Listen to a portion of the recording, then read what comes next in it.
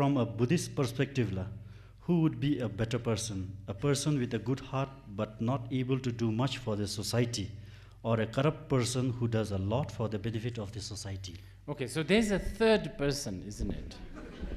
There's you. What are you supposed to do? Okay, you have this good heart person who is useless, and a bad, person who is really, really, benefiting, right? So what will you do, the third person? I would say, butter up this bad guy and make friend with a good guy. For you, for the third person. It seems as though the origin of all sufferings, especially mental suffering, is a result of society, its rules, regulations, norms, perceptions, and the definition and the complexity of relationship. Will anarchy and ultimate destruction of society alleviate all mental sufferings? This is so good. I really like this question.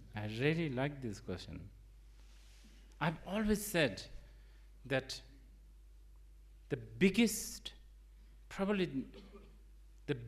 contribution to the earth, to the world, from the West is not science or technology. It's anarchism. But this, I say it kind of half jokingly, of course. The thing is this. We human beings, as I said earlier, we are such a sucker to the rules.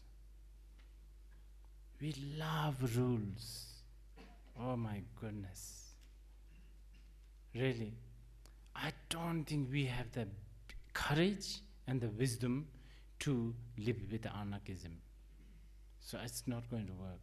I think it's good to, since we will not know how to live with lawlessness, might as well have some law, even though it's really not good. If the Dharma were on the verge of extinction, would a Dharma-inspired jihad ever be justified? Buddhism emphasizes the end goal and the elevation of sentient sufferings.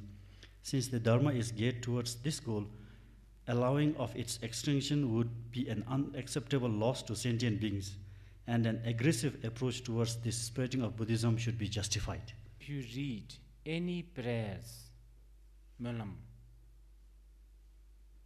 whatever, Malam, you should read, Malam.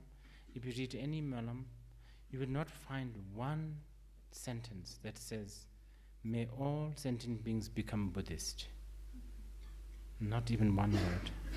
Yes, always we pray that they all become Buddha, but not Buddhist. So I guess with the thinking of turning everyone Buddhist, this kind of struggle may be not really, is not, turning everyone into Buddhist may be missing the point in Buddhism, so it may not work according to the Buddha's vision. When the decision that we take favors the greater majority but ignores the welfare of one or two, should that decision really be taken? Because even when you make your dedication, it is all sentient beings that you want your practice to benefit from. So if your action benefits some but not all, should you still opt taking that action? Okay, good. In the Dzongsar Jamyang that some of us do, there's sentences like Jambepa Vichita, Chambat Kunduzambatian, Tijinte, like that. It's such a good sentence. Actually, so-called fulfilling the other's wish, helping other, to really do it perfectly, only if you are Buddha, you can do this.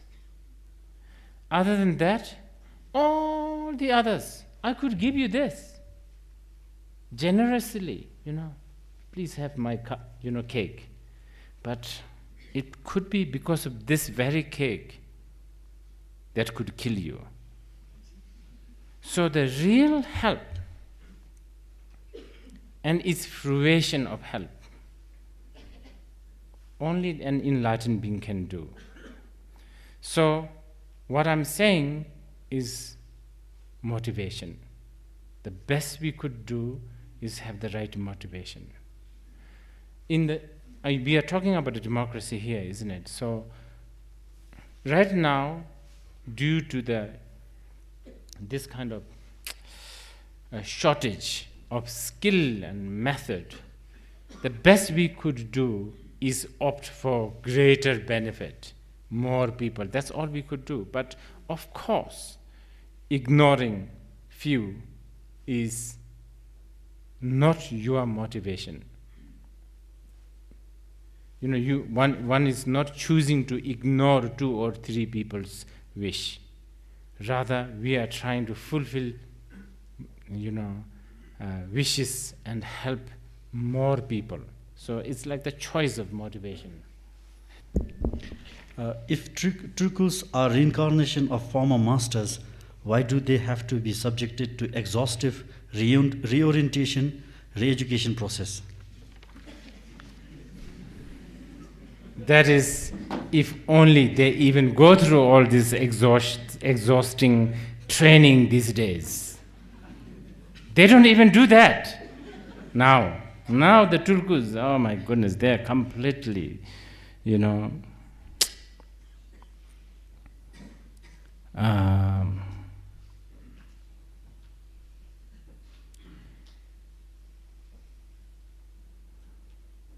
Anyway, I'm not going to be negative. I'll try to be positive here. Turkus, okay, let's try this one. They're just pretending that they have to go through all this exhaustive training. After all, they're tulku, tulpa. You know what is tulpa? Tulpa means, tul means show, tulpa, magic, show, drama, exhibition. So you can say all this exhaustive, like training and all of that. It's just a show. It's just a show. I'm being all positive.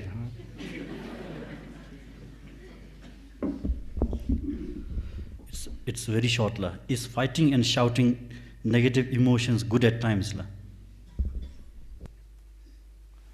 Fighting and shouting are not always okay. Negative emotions, as the word speaks itself, is, it's negative. So of course it cannot be good. But shouting and what? Fighting? Yeah, why not? It can be good. But you can do it without negative emotions. Yeah.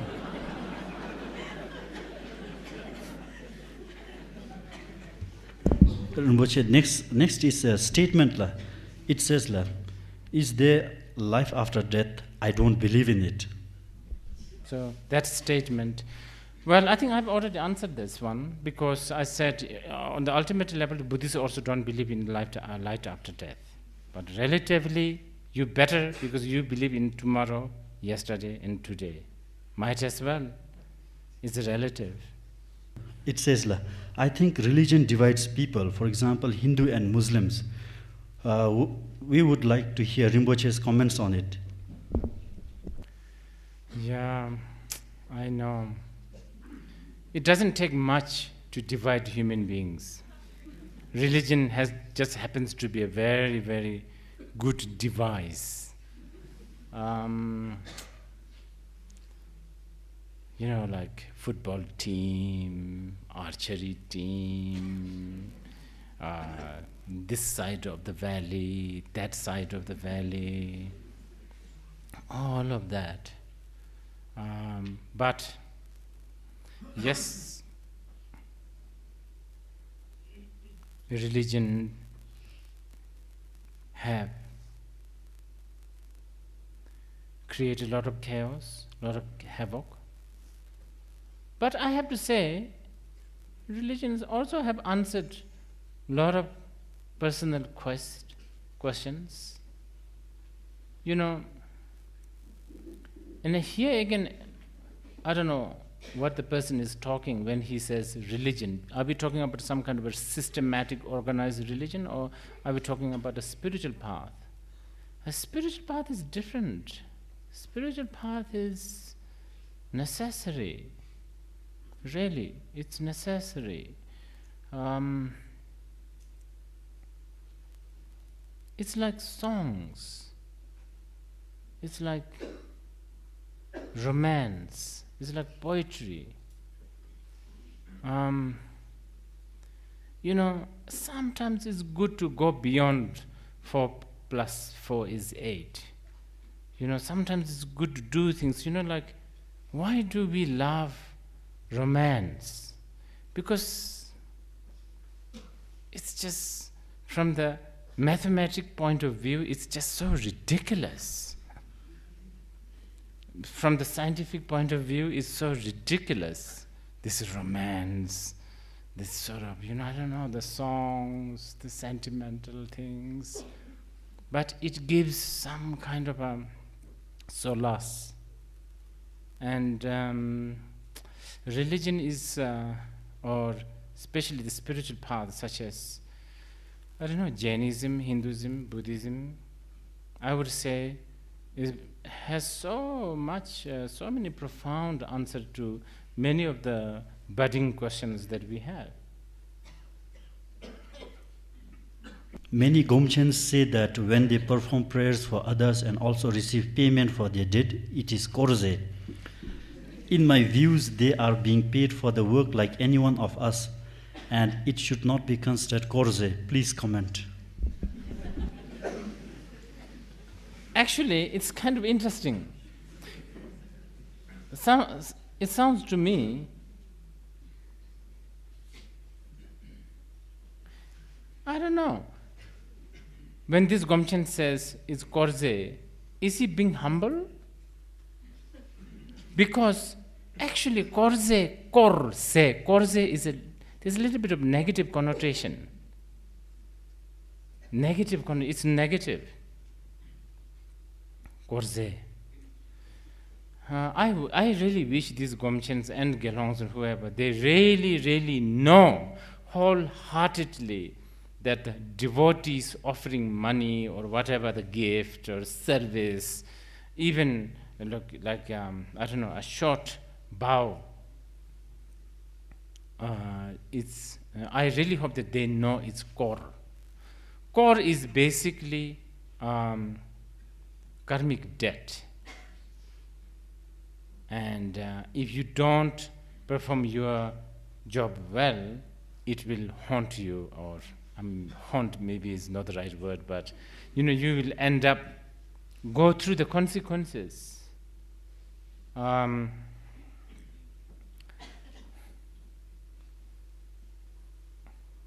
don't know whether it should be considered like a normal wage. Probably not, because although we never know, we never know. I'm sure in about 20 years' time, there will be, I don't know, if the religious aspect of Buddhism is still thriving in Bhutan, I can already see sort of hotline for Rimdo, you know, like Gomchen, you know, dial 8888 Rimdo, you know, like, and how many Gomchens, what kind of Gomchens, those who have finished retreat or not. Okay, if you want those who have finished retreat, then you have to pay this much. Come on, come down the price a little bit. No, you know, all of the, I could see this. And then territory, of course, Deshin Choling Gomchens cannot come to Lungtenpu. You know, Lungtenpu Gomchens should not be going to, you know, Babisa, all of that. I could see that. Is meditation a more virtuous and more meritful act than being a social activist who benefits the neediest directly? How does meditation benefit the beings at large from his being recluse up on the mountains away from the crowd? Of course, it depends, motivation, what kind of meditation, what kind of social activities, so, of course. But I would say meditation is very, very helpful too, at least you are not bothering people. At the least. You are, and I mean it, like when you are sitting somewhere in the mountain, not, like flagging your, social active, kind of, t-shirts and all of that, you are not making people envy of you, you are not making people jealous of you, you are not, making people compete you. So, yes, many times, sitting alone, somewhere quiet, somewhere not known, so important, so important. I can totally understand why Milarepa opted for that. Is there anything as black magic or nyen in Buddhism? Some say the tormas actually move or even bleed. Could it be possible?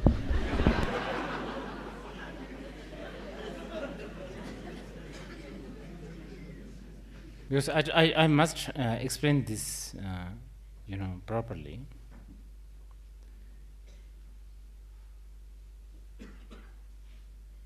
In Buddhism, the most important is the wisdom of non-duality. Rest, methods, anything is fine. I mean, take this as an example. In order to actualize the wisdom of non-duality, if you have to practice Islam, Christianity, theoretically it's fine. You understand? Method. So I want to tell you this first. So Buddhism, especially Mahayana Buddhism, which has amazing, infinite method of dealing with the people, dealing with the different sentient beings.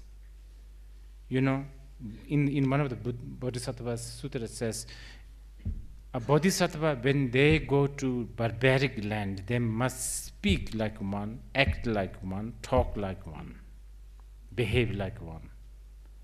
So, methods is infinite. Okay. I mean, of course, generally, of course, you will never find black magic, ngen, all of this in the sutras and the shastras, none.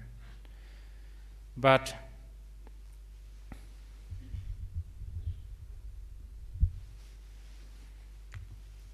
I was in Spiti, and I observed something so interesting. It's so moving, actually. It moved me. This Spiti, this really, like northern India, really Himalaya. And they invited me there, and I was there for about a month. And at the end, they wanted to show me what they have, dance and then they have this really, you could, anyone, any hardline Buddhist will, like look down at them and say, oh, this is nothing to do with Buddhism. This is a pure shamanism, I'm sure. But practitioner of this particular ritual, they claim that whatever they are practicing comes from Thangtong Gyalpo, who also happened to be in Bhutan, and who else? None other than our own Bhutanese Pema Lingpa in Spiti. And yes, if you look at them, they do really strange things. They perform and they invoke a spirit, they say, on a big stone. And then they invoke, and then, this stone is placed on a human, actually, live human. And then they have another stone. and breaking this stone, and then they have few tsampas, like retreatants, and they all kind of get into trance. They chant mantras and they dance, and then they, they pierce like sharp needles from here and comes out from here, all of that. Of course, not in the sutras, not in the shastras. If you want to be a very, very hard line puritanical Buddhist, okay? But then after that, I summoned them, and I really was interested, so I make them repeat what they say. And I even asked them to show me some of the texts. And I have to say, I was so moved, because especially Pema Lingpa and Thangtong Gyalpo, they are, these two, and like Thangtong Gyalpo, they are known for masters who always try to adapt with the local. For instance, Thangtong Gyalpo is the bridge builder, He's known for bridge builder. He's the one who also composed Tibetan opera. So they really try to mingle with the locals. And it must be that Spiti, such a remote place like this, they have that kind of culture. So the only way to sort of embed Buddhist, message must be through this kind of method. Because when you read the text, like for instance that big stone that they are crushing, the text says something so beautiful. Now, your worst enemy is your ego, this clinging to the self. Chant this mantra and put your ego into this stone and then break it. Stuff like that. So profound. But of course, most of the practitioners there, they don't even know what they are chanting, many of them. But if they know, it's very profound. So I don't want to sort of just, I will not say Buddhism, especially Tantric Buddhism, I don't want to say that there are certain things on this earth that are not used by the Buddhists. Actually, there's only 3 that the Buddhist Mahayana practitioners are not supposed to have. Other than that, anything can be the path. And those 3 are napsam, covetousness, nasam, harmful thinking, well, obviously, right? And then wrong view. Why is it that sometimes more we practice Dharma, more pains and problems one goes through, whereas more negative and unvirtuous act one commits, more comfortable and successful they become? What a good question. Jigme Lingpa, the great Jigme Lingpa, Jigme Lingpa, he said a lot of things. There's even a prayer, he said, please, Buddhas and Bodhisattvas, please make sure that whatever I want never happens. What a wonderful, what a beautiful prayer, isn't it? And then there are prayers like what?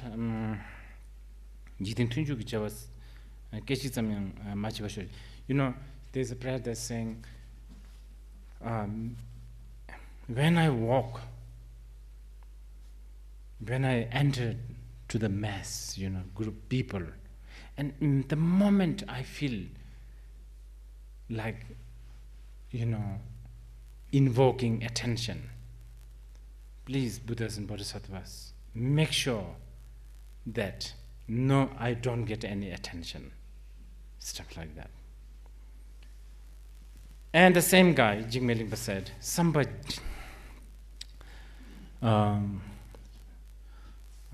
jai tuamiru masamba tongi tuantubi. He said, you know what are the Buddha's blessing? He said, Buddha's blessing is when 100 things that you wish never comes true, but 1,000 wish And the 1,000 things that you dare not wish comes true.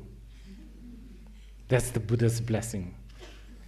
So, within this context, I would say, when things are going wrong, when things are falling apart, and if you are a serious Dharma practitioner, well, you are fulfilling your wish. You are you want to practice Dharma, right? You want to see the truth. You want to actualize the truth, and you are beginning to see the truth. And when that is happening, you should really think this is a blessing. Next time, when things are going wrong, go home and throw a big party. I'm serious. This is what you should do. Saying that, yes! Yes! I lost my whatever, I don't know, car or whatever, fantastic. Please, more. That's what you should do. How do Wang's initiations, prayers and mantras that lamas do for beings have an effect on them? And how does it actually work? There are many different elements here.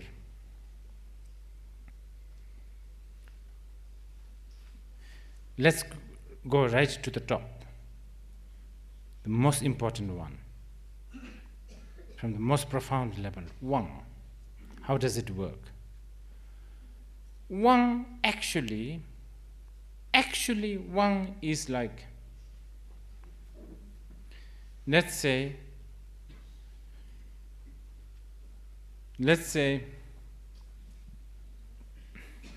you had what is it? Amnesia? You forgot your name and you forgot your whereabouts and you don't know who you are. You understand? You woke up from a accident or something. And then somebody says, hey, you are from Paro. Your name is Dorje, all of that. And then show you, here, see, this belongs to you, all of this. Then oh yes, you wake up. On that level, Wang is because we are all people, we have all forgotten our true identity, which is the Buddha. We have forgotten this, lost in all kinds of entanglement. So the Wang works if the Guru is powerful, if you have a strong devotion, and through a small, right now, Lamas have this Wangze, Bumba, like the silver, gold, peacock feather, all of this. You understand?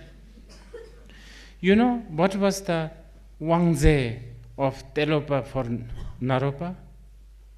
Shoes.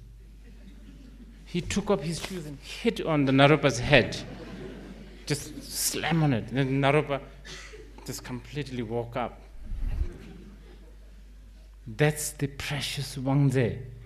Now the lamas put saffron water, all of these things, and of course,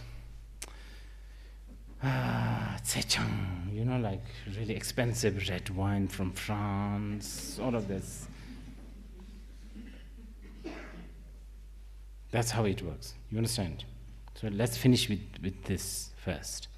Now, on the more relative level, how does the Wang work? How does the prayer work?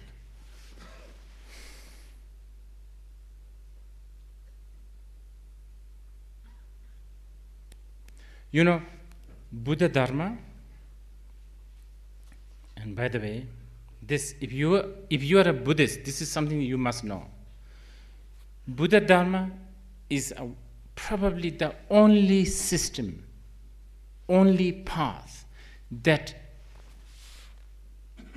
wholeheartedly and completely embraces the system of cause, condition, and effect. Many other religions, especially, I will have to be very brave here, Judaism, Christianity, and Islam, they don't necessarily embrace the cause, condition, and effect, law of that. So in this way, Buddhism is very scientific. So what I'm saying is, everything depends on cause, condition. And the cause and conditions are endless, infinite.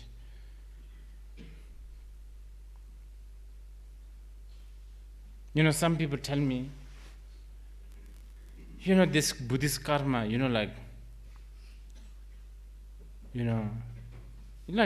like some people do lots of prayers, but they're, not successful. Some people don't do any prayers and kill people and steal things, but they're still successful. How come the karma, this unpredictability of karma? I can tell you, karma is basically it's a science of cause and condition. And these advanced scientists today, they can predict even a weather. They say tomorrow cloudy, it's sunny.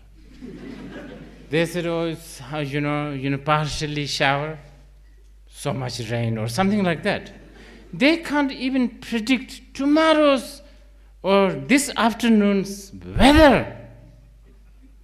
This scientist. How can we predict? We ignorant, limited beings predict the complex situation of cause and condition and effect. But one thing we know is nothing emerges out of blue. Everything comes from cause and conditions. And as a Buddhist, we don't believe that things are created by God. Right? So, prayers, blessings, chogas are or could be part of those intricate, complex cause, condition, and effect. It could be.